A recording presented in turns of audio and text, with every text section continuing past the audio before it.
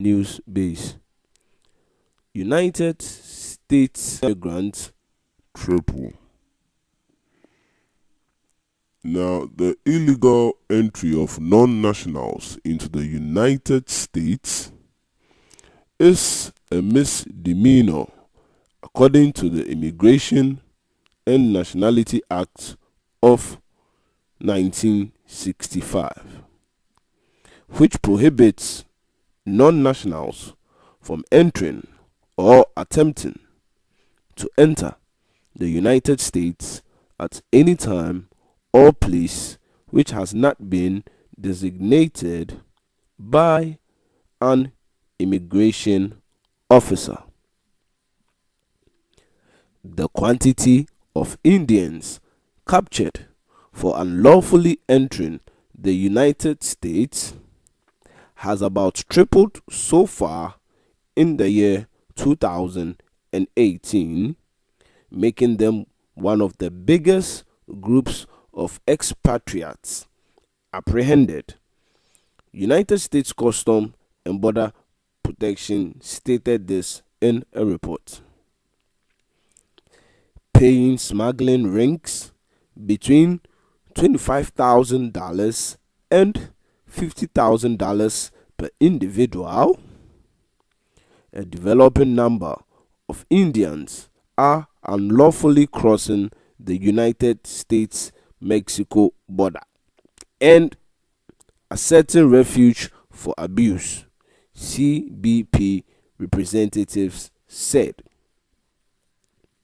Many present feasible cases, yet an expansive number are economic migrants with fake petitions that bog the framework and can make real cases be washed out in the high volume of misrepresentation, Zamora said in a meeting.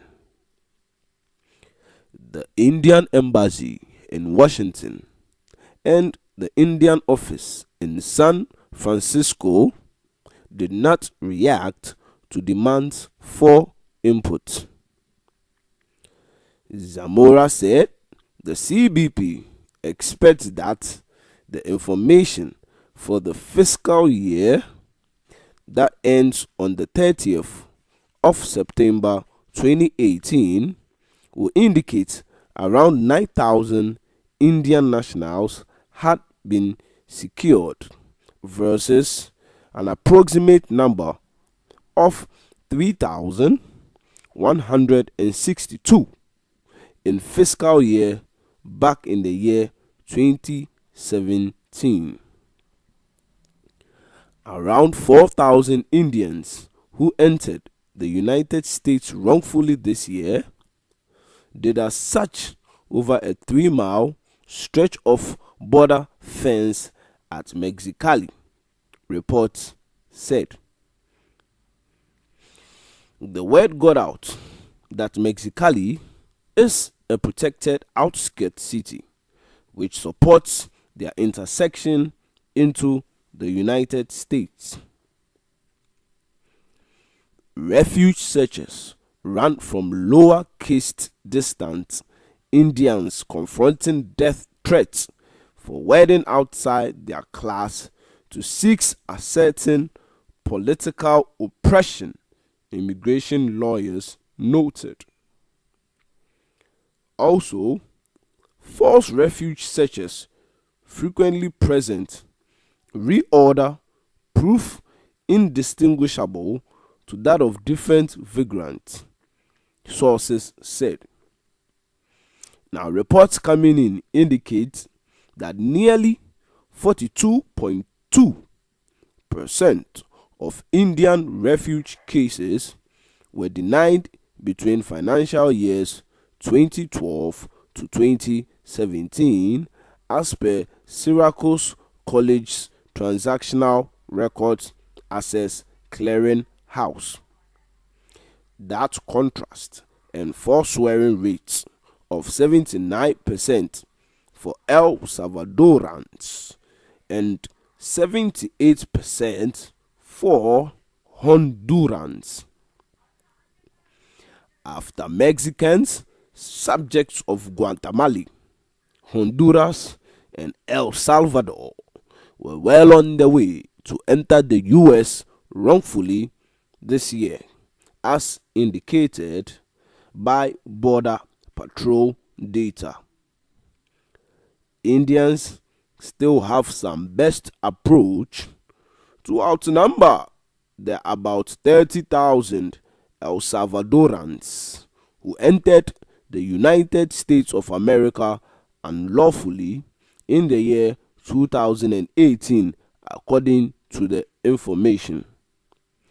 Now, subsequent to being held in the United States, Indians are regularly forfeited out of confinement by human trafficking rings. They at that point enter contracted subjugation in organizations going from inns to convenience stores just to satisfy smuggling obligations and bond charges. Before attempting to visit a country, one must read into that country's immigration laws, the rules established by the federal government for determining who is allowed to enter the country and for how long. We are faced with a situation where a lot of people believe that the United States is a place for finding greener pastures. Reports have shown that a whopping amount of millions of people troop every day to find refuge in the United States. A half amount of this number would not make it, will be caught, or will die in the process. The United States has become a hub, or quote unquote a heaven on earth for people seeking better ways and better lives. Now, after this report showed that Indians are on the large scale of trooping into the country, the United States are looking for measures and ways to counteract that. We would, however, like to know how come the United States has gained so much influence and so much acclaim that people would want to have to seek refuge, money, and comfort in this country. Why must we always leave our homelands? Why can't we stay and try and build the place where we were born in? We have to find ways to be able to rebuild our nation. We have to find ways to change the economy around us. We have to look up, join forces with the government. It starts from each and every individual in the country. Why must we always rely on what is given us to feed on? Why can't we also do something out of our normal terrestrial lanes just to be able to put in work and make a difference?